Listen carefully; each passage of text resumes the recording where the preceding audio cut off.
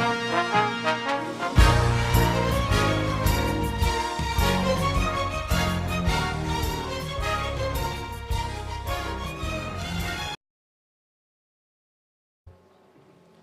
right, we're going to be in Genesis once again today.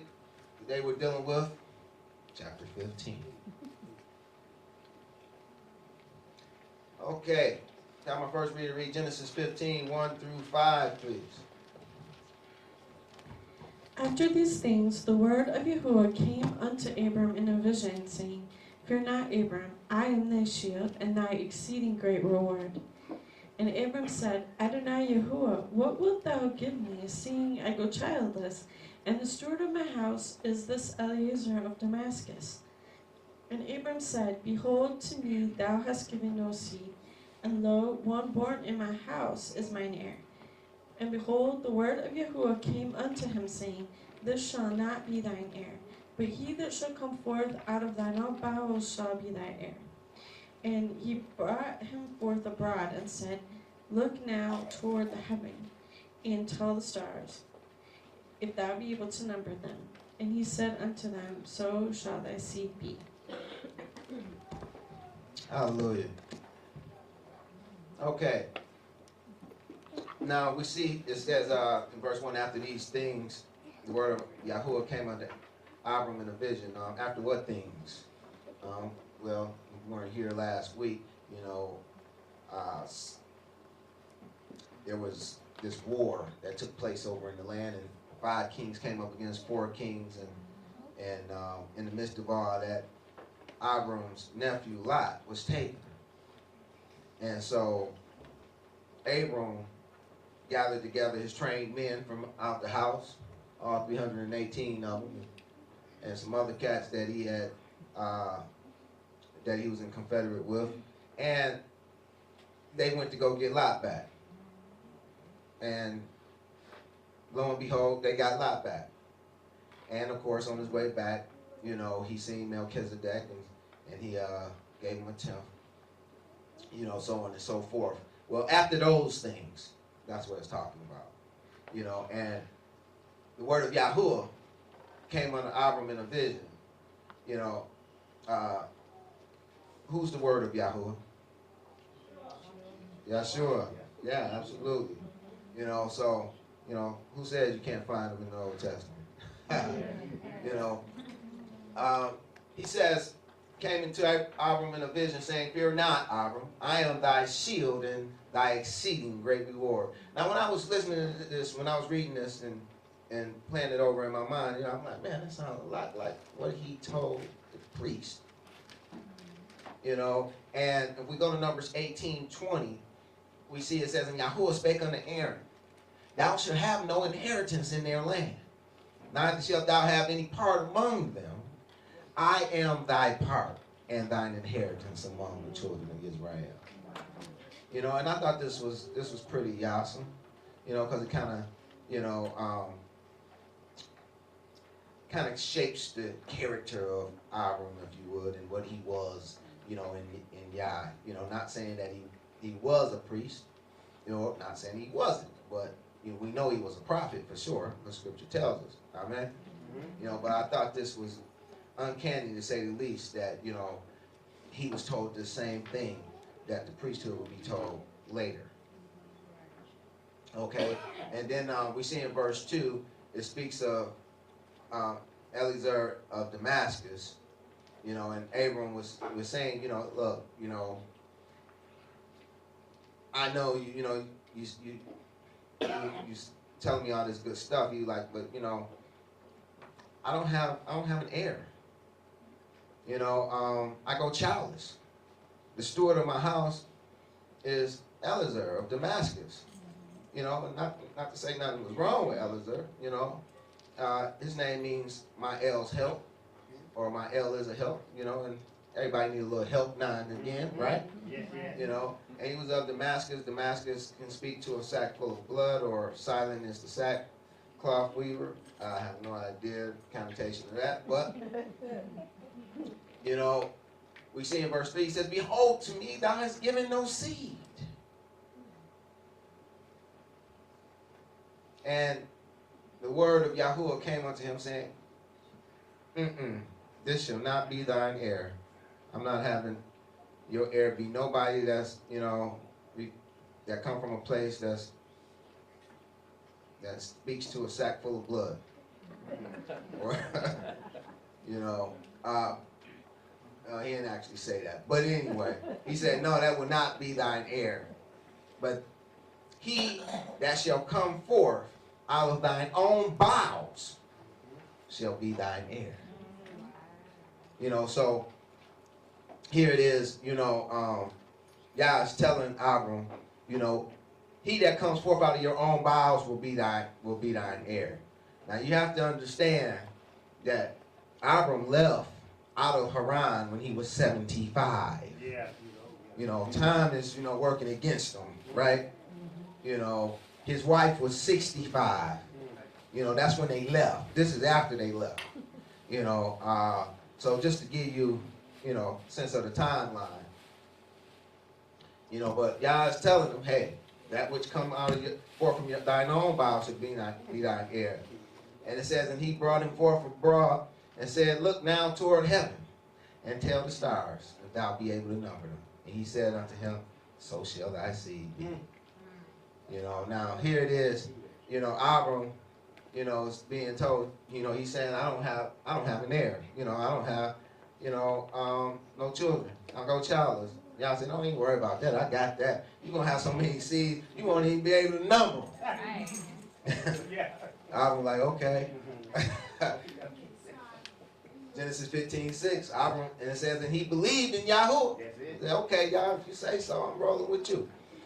And he counted it to him for righteousness. So we see Abram, he believed in Yahuwah, and Yah counted it unto Abram for righteousness. Now that's what we want, right? Yeah. So I think this is an important factor right here. So we need to delve off into this a little bit, because somehow today it done got purported and twisted, around. But this word believe here is aman, number 539. It means to build up or support, or be built up or supported. Okay? So what Scripture is telling us is that Abraham was built up and supported by Yah. He believed in Yahuwah. He trusted in Yahuwah to build him up. He trusted in Yahuwah to support him. And also, the reverse is also true. He built up Yahuwah upon the earth. When folks ask him, who's your El? Oh, Yahuwah's my El. Who do you trust in? I trust in Yahuwah. Who you looking to save you? Yah. How you gonna pay them bills? Yah. He ain't say GM, Chrysler, Ford. Yah. Amen. Amen. Now the word also means to render firm or be firm. So here it is. This didn't change. This is how he always was. He always looked to Yah to build him up and for Yah to support him. And he always supported Yah. Yes. And built Yah up upon the earth. Amen? Amen. Now we see in Romans chapter 4, verses 3 through 5, it speaks to this very same account. It says, for what saith the Scripture? Abraham believed Elohim, and it was counted unto him for righteousness. Now to him that worketh is the reward not reckoned of grace, but of debt. Now to him that worketh is the reward not reckoned of grace, but of debt. But to him that worketh not, believeth on him that justifieth the ungodly, his faith is counted for righteousness. Now, essentially, when we look at the Hebrew word here, well, not the Hebrew, but the Greek word used for in verse 5 where it says, but believeth on him. The word here is, I should have put it up there, but it's pistuio number 400 in the Strong's. Number 4100, excuse me. Number 4100 in the Strong's, pistuio. And it literally means to have faith. And the word faith in the Greek is pistis, number 4102. And it means persuasion. It means to be persuaded and to have conviction, a moral conviction of something. So in other words, you know, to be persuaded by Yah and to be morally convicted by what he says. You know, and really, if you really want to grasp what was going on with Abraham and how it was counted unto him for righteousness, then you have to understand that this belief, whether it's in the Hebrew or it's in the Greek, speaks to a mindset. Now, what is a mindset? A mindset is a fixed mental attitude or disposition that predetermines a person's responses to and interpretations of situations. Now, I'm going to say that again. It speaks to a mindset, which is a fixed mental attitude or disposition that predetermines a person's responses to and interpretations of situations. So, in other words, Abraham was the type of man that had a fixed mental attitude and disposition that predetermined what he was going to do even before he done it. And that fixed mental attitude was that he was going to do whatever Yahuwah told him to do. That he was going to seek direction from Yah before he do anything, and he already had the mental attitude and disposition that determined that that's what he was going to do. See, now this is the true meaning of the proverb that speaks to, you know, in all thy ways acknowledge him, and he shall direct thy paths. You know, what it's trying to tell you there is to have a fixed mental attitude or disposition that determines your responses to interpretations and situations. If in all your ways you acknowledge him, how can you acknowledge him in all your ways? By seeing what his word has to say, what he has to say concerning whatever your situation or circumstance may be. And whatever he says, that's what you do.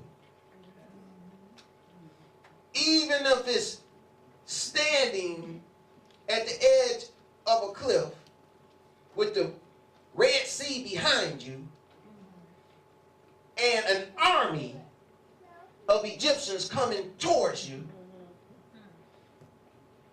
and he say, don't move, you don't move. Right. That's right. Even with that army running down on you full steam ahead to do you harm,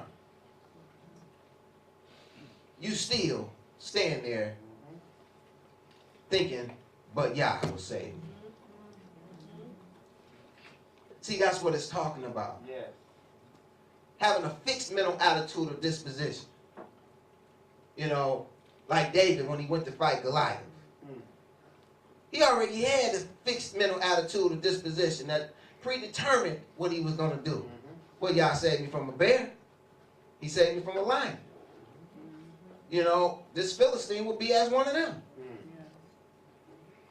He knew who his protector was. He knew who supported him, who built him up. And he knew who he supported and who he built up in the face of man. And so when he went out there against Goliath, he said, you know, Yahuwah will deliver you unto me. Because you defy the armies of the Most High El. And so he did.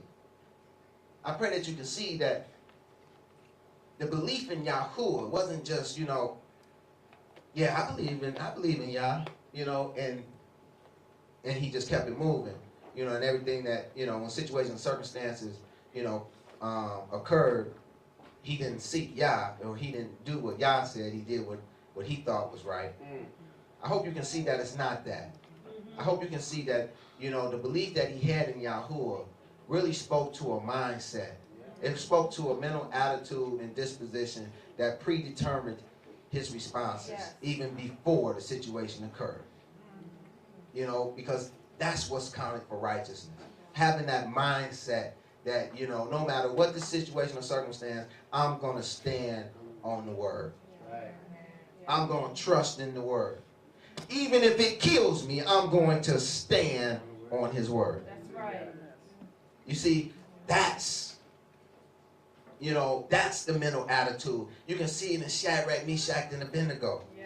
Where they told them, if you don't bow down and worship this image, we're going to kill you. We're going to throw you in this fiery furnace. We're going to heat it up.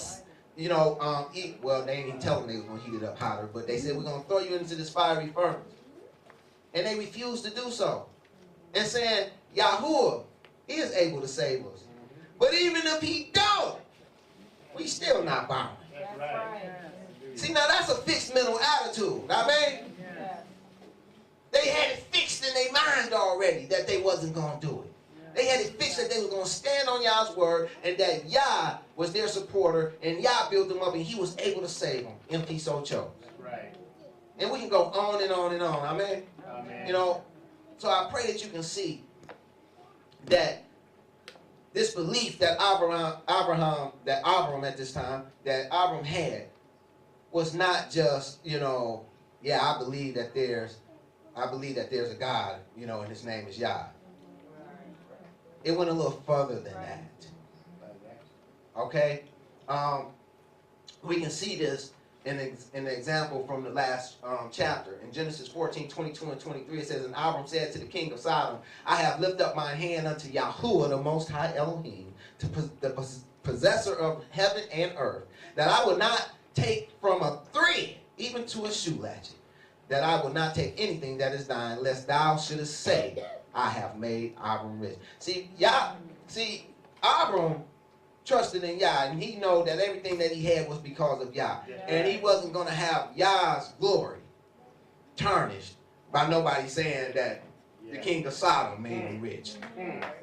He wasn't having that. So he went into the war, into the fight, already telling Yah, I'm not going to take nothing from him, because then they're going to think that, I was made rich not by serving thee, but by, overcoming this king and getting the spoils of war. And I don't want to be noted like that. I want to be noted that Yah provided for me. Right. And so he made this vow and he stuck to it. How many of you make vows to Yah and don't stick to it? It's rhetorical.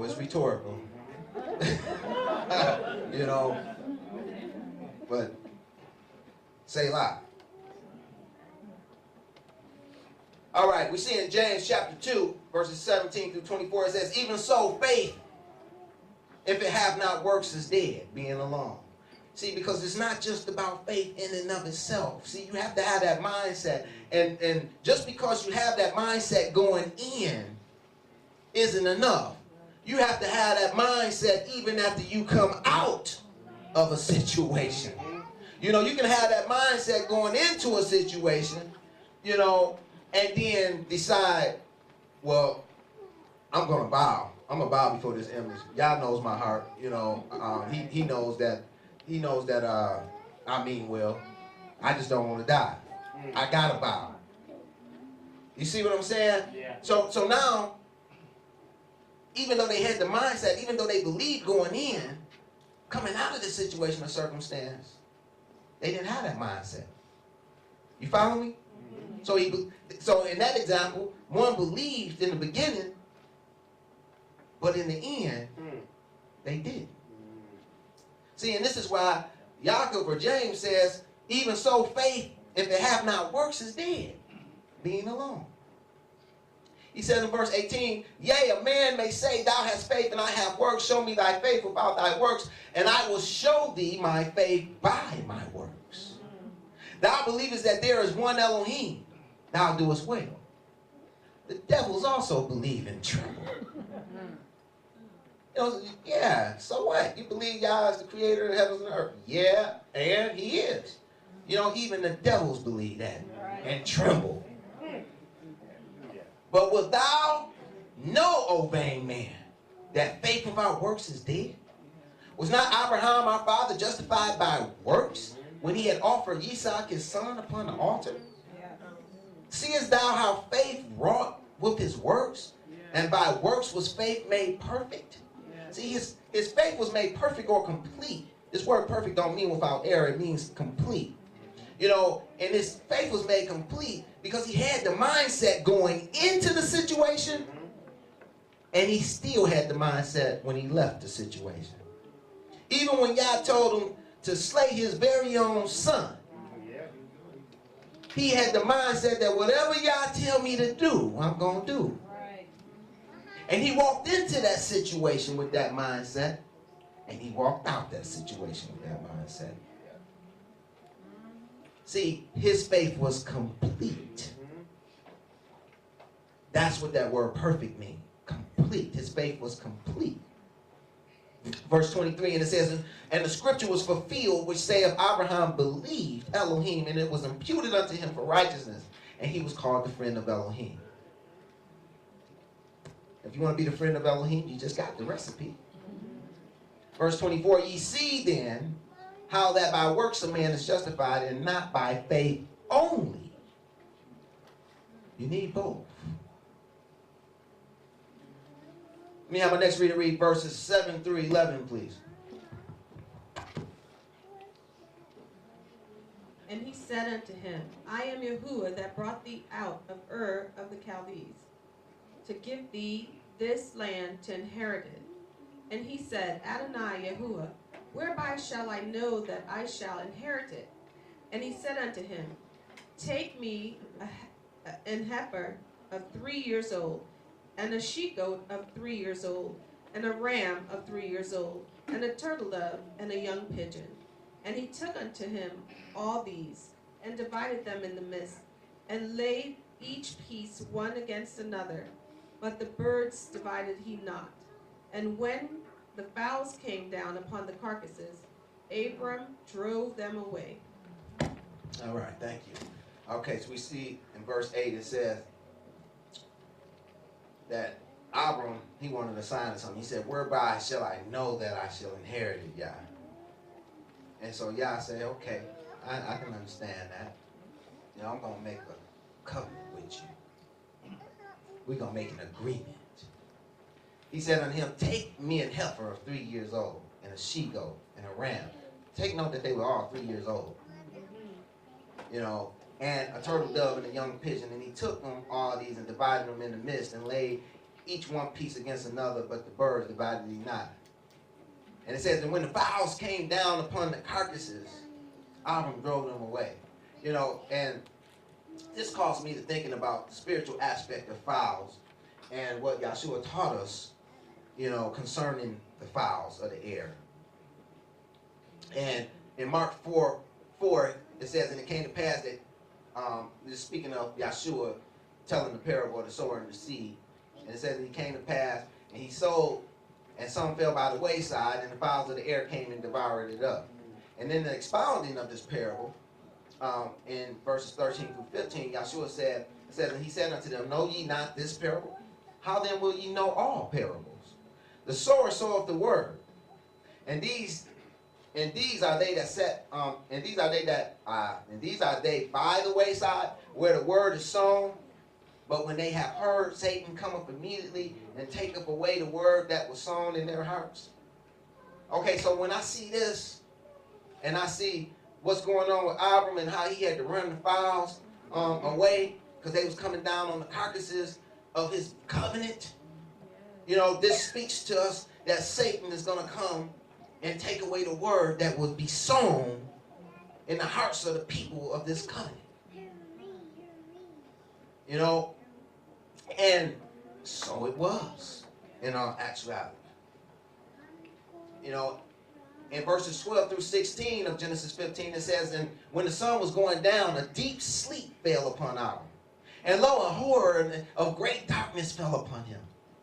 And he said unto Abram, know of a surety that thy seed shall be a stranger in the land that is not theirs, and shall serve them, and they shall afflict them 400 years. And also that nation whom they shall serve will I judge, and afterward shall they come out with great substance.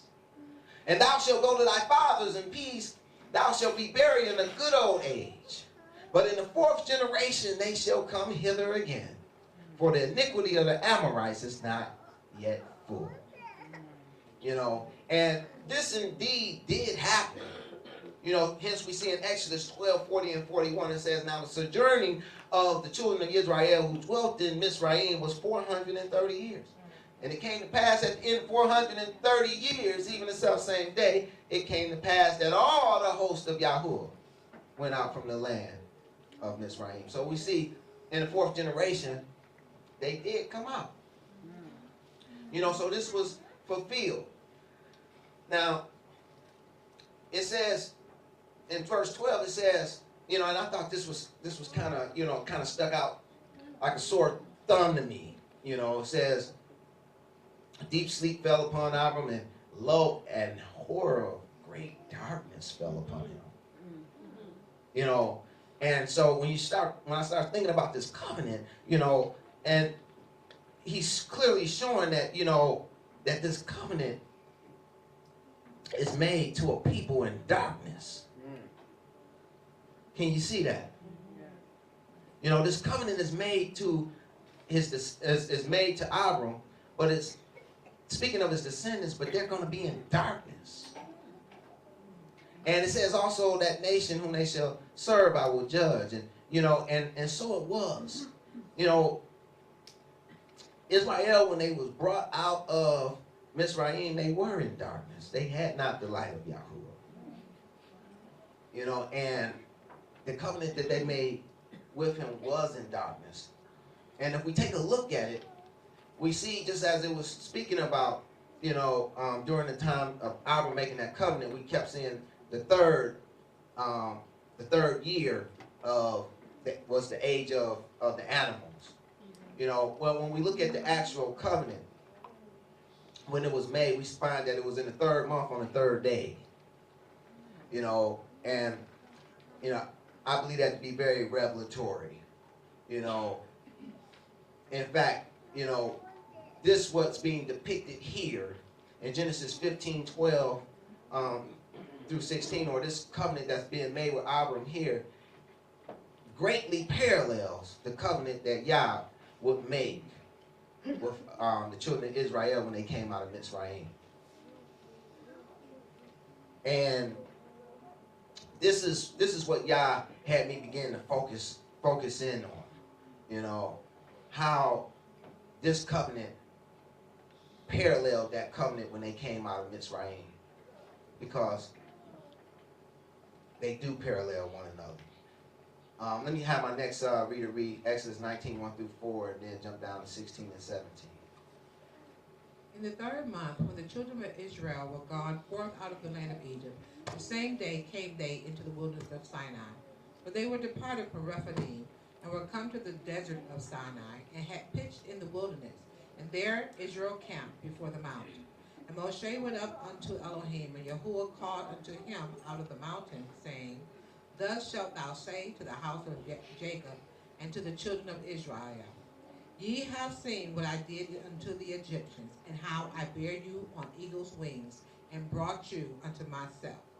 And it came to pass on the third day in the morning, that there were thunders and lightnings, and a thick cloud upon the mount, and the voice of the trumpet exceeding loud, so that all the people that was in the camp trembled. And Moses brought forth the people out of the camp to meet with Elohim, and they stood at the nether part of the mountain. Okay, now I pray this is not too deep for some folks to see, you know, but this covenant that was made with Abram in chapter 15 is the very same as the covenant that's being made with Israel when they come out. As a matter of fact, Israel, when they was coming out of Mitzrayim, was the fulfillment of this covenant that Yah made with Abram. Hence, he's talking about them and what will happen to them even before it happened. Can you see that? He spoke about them. He's speaking about this covenant that he's making with Abram, and that his seed would inherit the land, and what will happen to them, and how they will go into Mitzrayim, and that they will be afflicted of them for 400 years, and how they will come out. Okay, and then we fast forward to the time when they actually come out, and we see that, you know, it was in the, after they came out in the third month on the third day. You think that's just by coincidence? No, that's not just by coincidence. Now he says, the voice of the trumpet exceedingly loud, so that all the people that was in the camp trembled. You see the fear? Where it was talking about, and lo, a great darkness fell upon Abram, and it's gonna speak about him, being in fear as well. If we didn't get to it already, maybe not. Where is that? Well, in one of these verses, it speaks about, a great horror being on Abram. Oh, that's it right there. Yeah. A great horror. So you see this great fear that was upon them, and you see in Mount Sinai when Israel came out, it was a great fear upon them as well, so much that the camp trembled. And then verse 17 of Genesis 15 says, and it came to pass that when the sun went down and it was dark, behold, a smoking furnace and a burning lamp that passed between those pieces. So now here it is, during this time when he had this deep sleep come upon Abram, and in this darkness, said a smoking furnace and a burning lamp passed betwixt the pieces. Now in Exodus 19:5, it tells us that this wasn't indeed a covenant being made with Israel. It says, now therefore, if ye will obey my voice indeed and keep my covenant, then ye shall be a peculiar treasure unto me above all people, for all the earth is mine. And I want to stop right there for a second, because I want to focus in on, if you will obey my voice indeed and keep my covenant. See, because this is some knowledge that a lot of people have seemed to have lost along the way. Everybody talk about they've entered into the new covenant or the renewed covenant, but no one's talking about the words of the covenant or the voice of the covenant, the teachings and instructions of the covenant, the commandments, if you would, of the new covenant or renewed covenant. And that's very important. We're going to come back to that in just a second. Verse 18 of Exodus 19. It says, and Mount Sinai was altogether on a smoke. So smoke done filled the land in which they were. It says, why? Why was this? It says, because Yahuwah descended upon it in fire, and the smoke thereof ascended as the smoke of a furnace. And the whole mount quaked greatly. I hope you can see the parallel. Here it is with Abram, it was a smoking furnace. Now, when you look at that word furnace, it actually means fire pot. So it's speaking of a smoking fire pot with a flame in it that lit up the night or lit up the darkness that's passed betwixt those pieces. Now here it is. You see, when when Yahuwah comes to the children of Israel to make the covenant with him, it's the same thing. It's just on a great big scale. Yeah. So instead of using a fire pot, he sounds like a volcano. Well, he definitely used a mountain, and it was Mount Sinai. And he says he descended upon it in fire, and smoke thereof ascended as the smoke of a furnace. Can you see it even has the same wording? Yes. Because it's trying to teach you something. Yirmiyahu 34:18 says, and I will give the men that have transgressed my covenant, which have not performed the words of the covenant, which they had made before me when they cut the calf in twain and passed betwixt the parts. Okay, now, this is no different than what was being said in Exodus 19:5. If you will obey my voice indeed and keep my covenant. In other words, Yah is saying, if you do what I tell you, or if you do what you agreed to do, and keep my covenant. See, every covenant has words of the covenant. Every covenant with Elohim has his voice upon it. It has his words upon it. It has his instructions, his commandments with it. Yes, he's going to do something for us. But when we enter into covenant with him, we're saying we're going to do something as well. And that's what a lot of people don't see now today. They don't see that when you enter into covenant with the Most High, that you're saying that you're going to do something as well. That's right. See, and that's what's getting us all messed up. See, because he said, even in the beginning, if you will obey my voice indeed. What voice? The voice that they heard during this time, which was giving the commandments of the Most High. So much so that they was filled with so much fear that they asked Moses to tell Yah to stop talking because they thought they was going to die. They were so scared. Well, yeah, these are the very same words which they had not performed. The words of the covenant. Now I want you to think about that. If the first covenant was like that, then don't you think that the covenant of Yahshua is like that, seeing that Yah is the same yesterday, today, and forevermore? Right. Seeing that he's Yahuwah and he changeth not. If the first covenant had words or commandments, then the second covenant does too. Yes. Yes. And the words of the second covenant are the commandments of Yahshua. The very commandments that he says, if ye love me, keep my commandments. What commandments? The ones that came out of his mouth. Just like the ones that Yah is talking about here. The ones that came out of his mouth. That's real important that we get that. You know, because there's so many people who enter into covenant ignorantly and don't know what they're getting themselves into. And ignorance of the law is no excuse. If you transgress the covenant, the penalty is still the same. You know, you still got to pay a penalty. You know, and if you don't even know what you're getting yourself into at the time of entering into the covenant, then yes, almost sure that you're going to transgress it. So that's real big. You know, verse 18, Genesis 15:18 says, in the same day, Yahuwah made a covenant with Abram, saying, unto thy seed have I given this land, from the river of Mizraim unto the great river, the river Euphrates. Now, I just want to point out something. See, because, you know, Yah may make a promise. See, but that promise to Abram didn't come to fruition until he entered into covenant with Yah. You know, in other words, you know, it wasn't until he was accounted righteous with Yah. Because now we see, because if we look back in Genesis 12:7, it says, and Yahuwah appeared unto Abram and said, unto thy seed will I give this land. And there builded he an altar unto Yahuwah who appeared unto him. Did you catch that? Yep.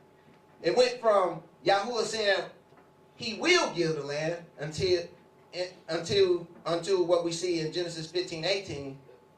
He said, I have given this land. Can you see that? And the only difference here is the covenant. He's entering into the covenant with Abram. And so it was sure from this point on.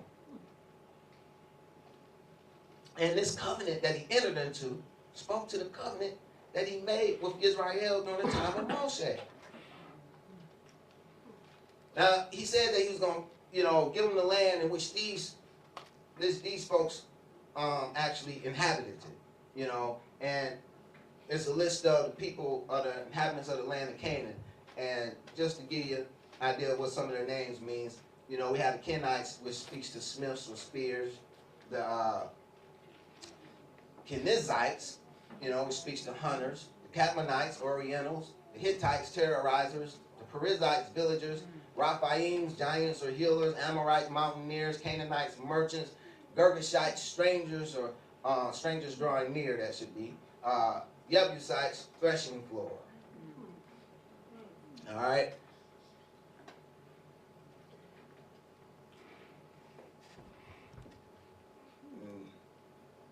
Now we're going to go to Genesis chapter 16. Didn't know it was a double header, did you?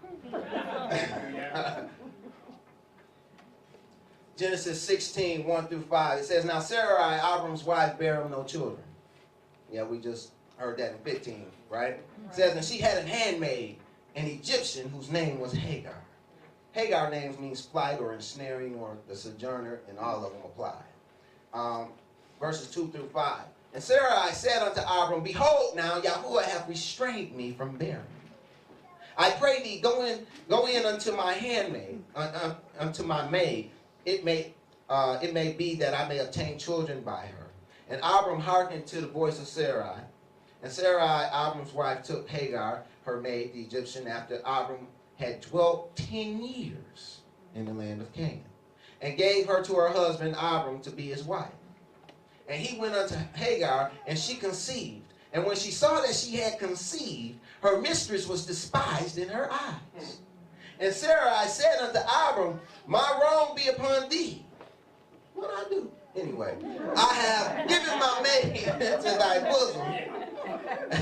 And when she saw that she had conceived, I was despised in her eyes. Yahuwah judge between me and thee. I got the man in trouble. But anyways, we see here that Sarai, she went without child, okay? Now, keep in mind, it tells us that after Abram had dwelt 10 years in the land, okay, so Sarai was 75 years old, you know, and most likely she had went into menopause and came out, and so she figured, my childbearing days are over with. It's a wrap. Yah obviously didn't mean that the child was to come from me. Yeah, he must have meant that it's come from Abram, because that's what he said. It should come forth from Abram. So she figured, and they probably sat down and talked about it and figured, okay, well, he said it's going to come from you. He didn't say it was going to come from me, so why don't you take Hagar, because she mine, and so whatever's hers is mine too. Because she's, she was the handmaid. She was a slave. So any children that she had belonged to Sarah anyway. You see what I'm saying? So this is her line of thinking, and so they like, okay, so in that way I can have a child, and be able to rear up a child, before I die. Now, so they agreed to this, and Abram, he reluctantly went into this deal, He hearkened unto the voice of his wife, Okay, I jest, but, he goes in, and then she conceives, and then it says that she was despised in her eyes. Why was Sarah despised in Hagar's eyes? And the reason is a cultural one. In their Eastern culture, honor was given unto the women through marriage and through childbearing. So here it is. If you wasn't married and didn't have no child, that was considered most dishonorable. But because she was married and Hagar became Abram's second wife, and hey, she had conceived. She like, okay, nothing wrong with Abram.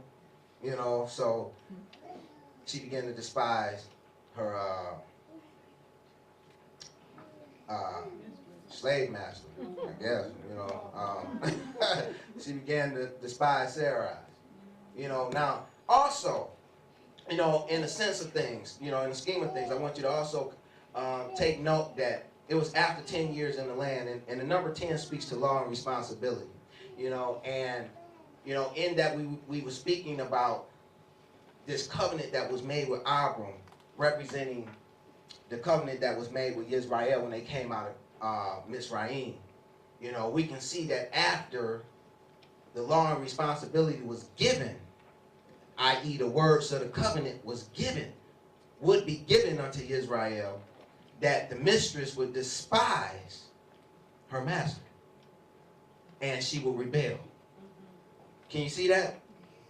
I pray you can, because that's exactly what happened with Abram, and it happened with Israel too. So with that in mind, we're going to speak about a little bit about Sarah. Hi, Sarah. And Hagar. That's Hagar. In case you couldn't tell which was which. All right. Galatians 4:22 also agrees with this concept. It says, for it is written, this Galatians 4:22 through 25, for it is written that Abram had two sons. The one by a bondmaid and the other by a free woman. But he who was of the bondwoman was born after the flesh. But he of the free woman was by promise, which things are an allegory. For these are the two covenants. The one from Mount Sinai, which we just went over, amen, which gendereth to bondage, which is Hagar. For this Hagar is Mount Sinai in Arabia, and answereth to Jerusalem, which now is and is in bondage with her children. Okay, so here it is. We're talking about this covenant that we just went over in Exodus 19. You know, that happened to Israel when they came out of Mitzrayim, and now, you know, Apostle Paul, he's backing me up on this, and he's saying that this was, you know, this was an allegory, but this was likened unto Hagar. You know, this covenant was likened unto Hagar. You know, and so here it is.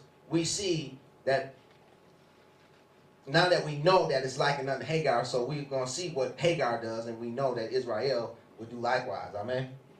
Because that's why we're given the allegory. See, Yah always tells us the end from the beginning, so that we don't have to be guessing. Okay? It's in his word. You just have to find it. You just have to have eyes to see and ears to hear it. You know, but it's always in his word. Okay, Genesis 16, 6 through 10. But Abram said unto Sarai, Behold, thy maid is in thy hand. Do to her as it pleaseth thee. And when Sarai dealt hardly with her, she fled from her face. And the angel of Yahuwah found her by a fountain of water in the wilderness, by the fountain in the way to Shur. And he said, Hagar, Sarai's maid. How would you like to be noted as being somebody's maid? You know, just you Hagar, but you Sarai's maid. You know, and he called her, he says, Whence camest thou? And whither wilt thou go? And she said, I flee from the face of my mistress, Sarai. And the angel of Yahuwah said unto her, Return to thy mistress, and submit thyself under her hands. And the angel of Yahuwah said unto her, I will multiply thy seed exceedingly, that it shall not be numbered for multitude. Now, you know, here it is. It says, by the fountain in the way to Shur. Now, those of you who have been with me for a moment, we know that fountains, you know, speak of water, which speaks to counsel. And it says, fountain in the way to Shur. Shur means wall. So we're talking about counsel that leads to a wall. It's hard to go through walls, isn't it? You know, just keep that in mind. You know, and it says, in the angel Yahuwah said unto her, Return unto thy mistress, and submit thyself under her hands. And promises to multiply her seed exceedingly, so that it can't be numbered. Sounds real similar to another promise, doesn't it? Yeah. Genesis 11, 16, 11 through 16. My next reader, please.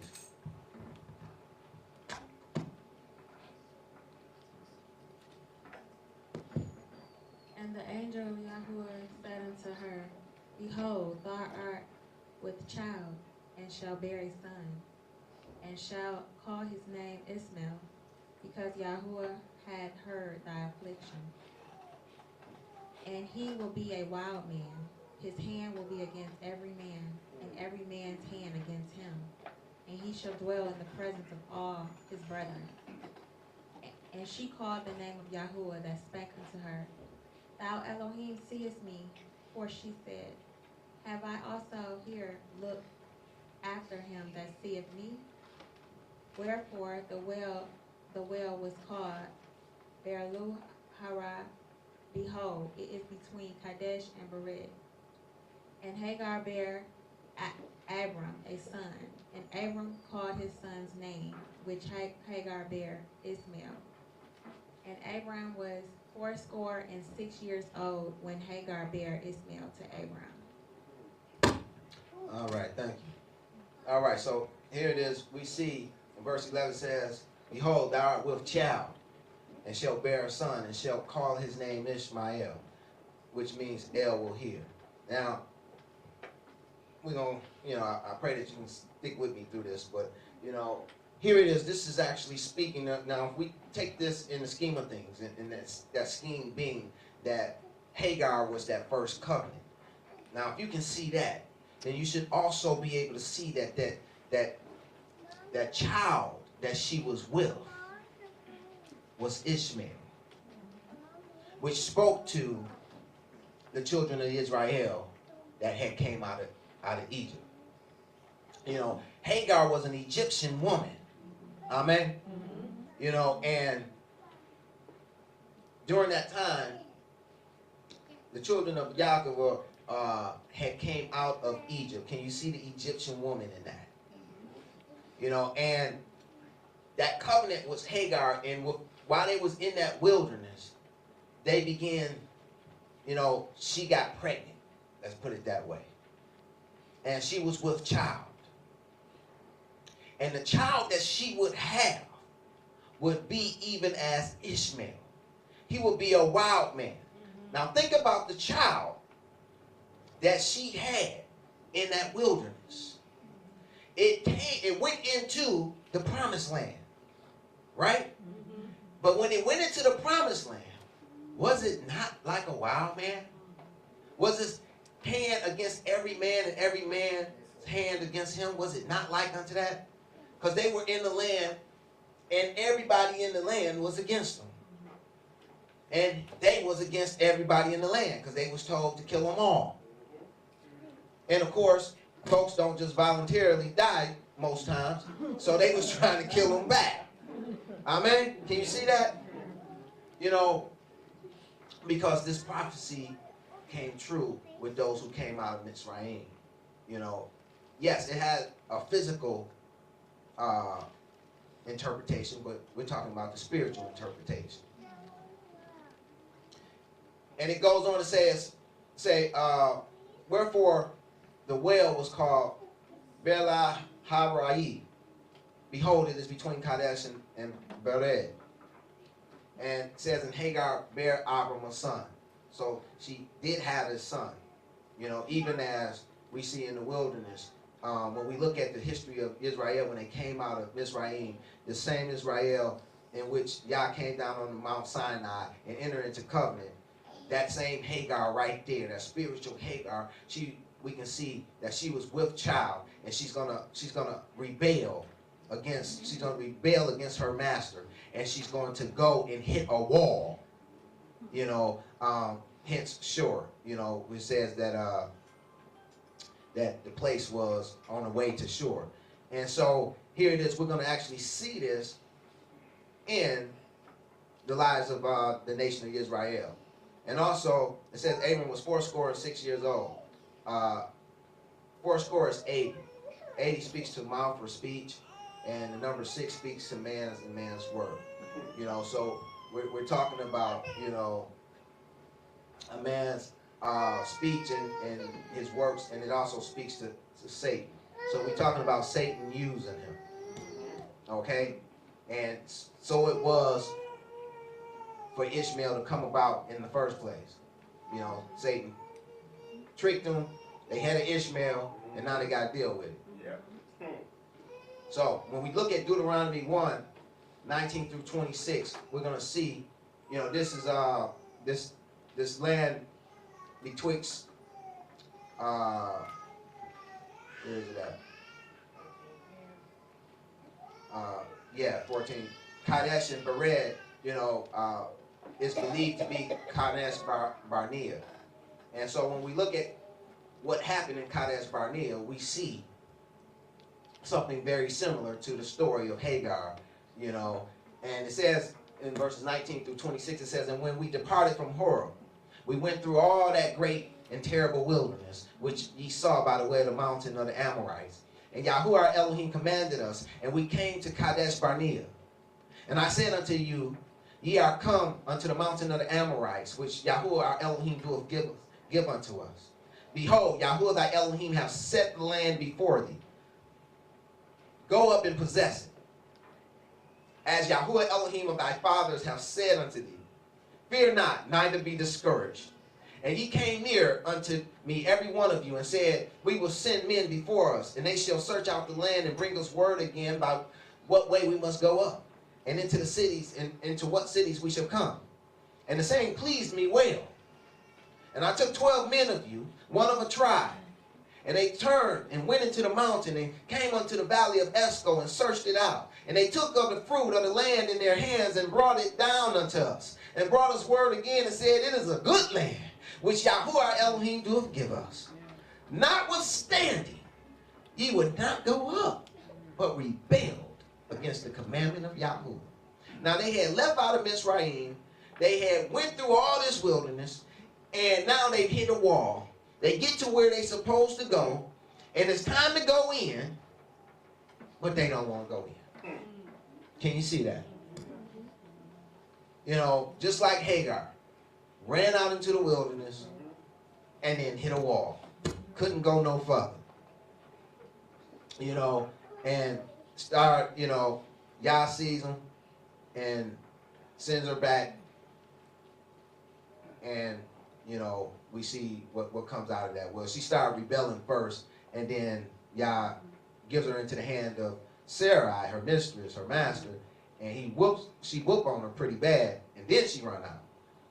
And then she hit a wall and have to come back. So that's how it went.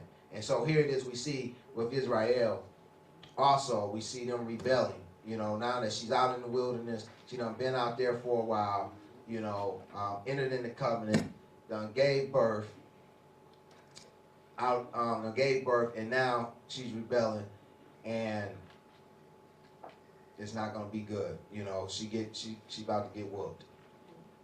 We see in verses 34 through 39, it says, and Yahuwah heard the voice of your words, and was wroth, and sware, saying, surely there shall not one of these men of this evil generation see that good land. About to deal harshly with them, just like Sarah dealt harshly with Hagar. You know, surely there shall not one of these men of this evil generation see that good land, which I swear to give unto your fathers, save Caleb the son of Jephunneh, he shall see it, and to him will I give the land that he had trodden upon, and to his children, because he hath wholly followed Yahuwah. If you want favor with Yahuwah, then you have to wholly follow Yahuwah. Not H-O-L-Y, but W-H-O-L-L-Y, which means thoroughly, completely. Verse 37, also Yahuwah was angry with me for your sake, saying, thou also shalt not go in thither. But Yahushua, the son of Nun, which standeth before thee, he shall go in thither. Encourage him, for he shall cause Israel to inherit it. Moreover, your little ones, which ye said should be a prey, and your children, which in that day had no knowledge between good and evil, they shall go in thither. This is the child. This is the one that was born in the wilderness, that didn't have any knowledge of good and evil. This is the one that goes in, the one that's fathered from above, the one that was born into the commandments of Elohim, born into his teachings and instructions. Unto them will I give it, and they shall possess it. Well, I wanted to show you, I wanted to tell you first and foremost that, you know, the same thing is going on now today. You know, we still have this wild man that's in us, that's running loose, that want to be like her mama, want to be like his mama, and rebel against the master. You know, but mama not going to get in. Just like none of those that entered into that first covenant got in. Except for those who wholly followed, that was like Caleb, who wholly followed Yahuwah and accepted Yahushua as their Adonai and Savior. You know, they're going to get in, and also the children of promise. But the elder will serve the younger. The first shall be last, and the last shall be first. Selah. That's all I have for you today. Prayer was a blessing. And at this time, we'll take any questions.